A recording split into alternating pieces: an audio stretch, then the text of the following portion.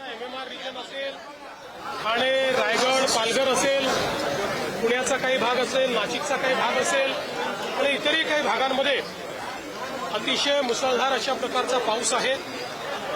कालपासनं आपण वेगवेगळे अलर्ट दिलेले आहेत.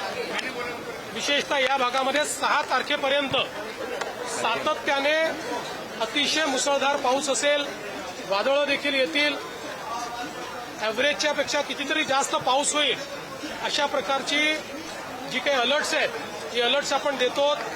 त्या भागातल्या नागरिकांना देखील आपण सातत्याने दर 3 तासांनी SMS देखील पाठवतो.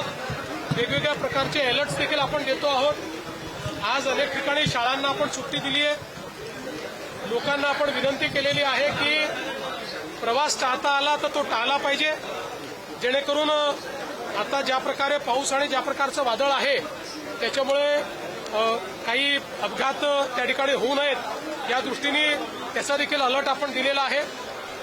NDRF, SDRF आणि आपत्ती व्यवस्थापन कक्ष प्रत्येक गोष्टीवर नजर ठेवून ज्या ज्या ठिकाणी अडचणी तयार होत आहेत त्या ठिकाणी अडचणी दूर करण्याचा प्रयत्न चाललेला आहे. फक्त माझी विनंती आहे, यावेळी आपण नीट अलर्ट सगळ्यांना देतो. लोकांनी ते अलर्ट्स फॉलो करावीत आणि शक्यतोवर त्या अलर्ट्सप्रमाणेच आपण त्या ठिकाणी बाहेर पडावं अशा प्रकारची माझी विनंती. कनेक्टिंग लिंक इथे खड्डे मोठ्या प्रमाणात पडले आणि त्यावरून आता खूप सोशल मीडियावर जोरदार ट्रेंड सुरू आहे. असं आहे, कनेक्टिंग लिंकवर जिथे कनेक्टर आहे तिथे 2 त्या ठिकाणी खड्डे आहेत, पण पूर्ण कनेक्टिंग लिंकवर खड्डे पडले आहेत वगैरे हे योग्य नाहीये. मुळामध्ये काही लोकांना याच्यातच आनंद आहे की कुठल्याही गोष्टीला खूप अँप्लिफाय करायचं.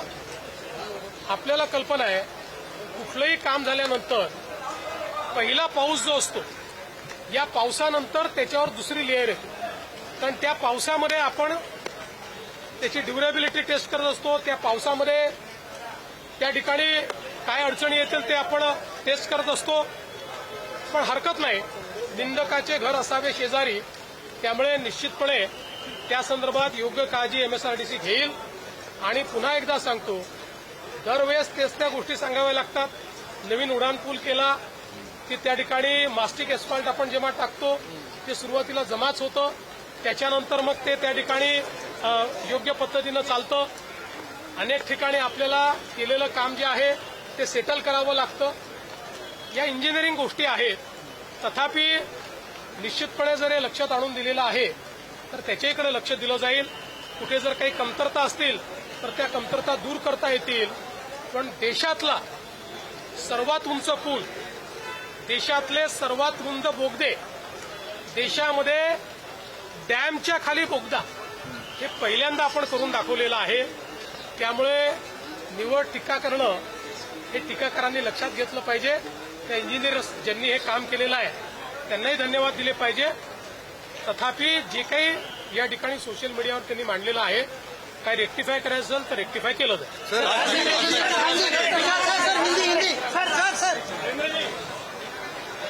तर मुख्यमंत्री देवेंद्र फडणवीस यांची प्रतिक्रिया आपण ऐकली. नागरिकांना सतत पावसाची माहिती दिली जाते. आपल्या सगळ्यांच्या फोनवर दर 3 तासाला अलर्टचा मेसेज येतोय.